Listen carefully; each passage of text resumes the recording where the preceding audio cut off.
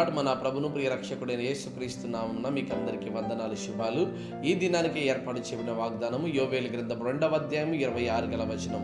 నా జనులు ఇక ఎన్నటికి సిగ్గునందరు. ప్రిదోన్ బిడ్లారా, దేవుని వాక్యం తెలియజేయబడతా ఉంది. నా జనులు ఇక ఎన్నటికి సిగ్గునందరు అని. ఎందుకు తెలుసా? పరిశుద్ధ గ్రంథంలో యోసేపు గారి జీవితాన్ని కనుక మనం ఆలోచన చేస్తే, యోసేపు గారి జీవితంలో ఆయనకు కళ్ళ స్వభావం కనబడతా ఉంది.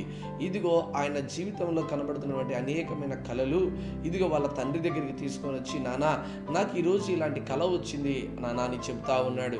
ఇంకా వాళ్ళ అన్నల దగ్గరికి కూడా వచ్చి ఇలాంటి విషయాలని చెప్తా ఉంటే వారి అన్నలు ఇదిగో తమ్ముడైనటువంటి అతని మీద చూస్తూ నవ్వుతున్నారు, గేలి చేసి మాట్లాడుతున్నారు.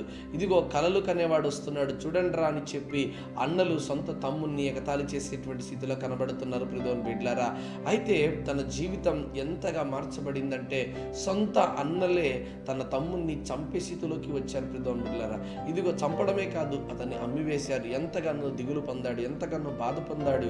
ఇదిగో అనేకమైనటువంటి జైలు జీవితాన్ని చూశాడు, ఎంతో అవమానపరచబడ్డాడు.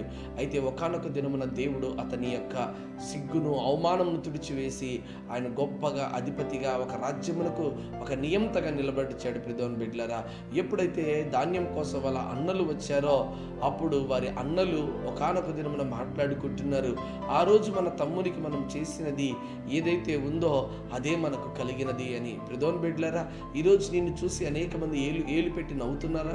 నీలాంటి ఒకరు బ్రతుకుతున్నారని అనేక మంది నవ్వుల పాలుగా నిన్ను మాట్లాడుతున్నారా? ఎక్కడ నీవు అవమానపరచబడ్డావో, ఎక్కడ నీవు తలదించుకున్నావో దేవుడే అక్కడ నిన్ను తల ఎత్తుకునే స్థితిలోకి చేసేవాడిగా ఉన్నాడు. హల్లెలూయా. అయితే నా జనులు ఇక ఎన్నటికీ నీ సిగ్గునందదురు అని దేవుని వాక్యం తెలియజేయబడుతుంది కదా.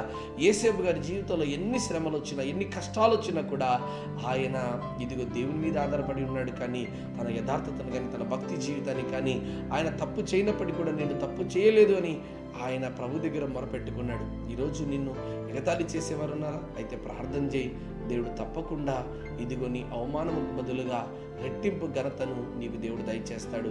అటు దీవెన ఆశీర్వాదం దేవుడు ఈ దినానికి దయచేయను గాక. Amen, amen, amen.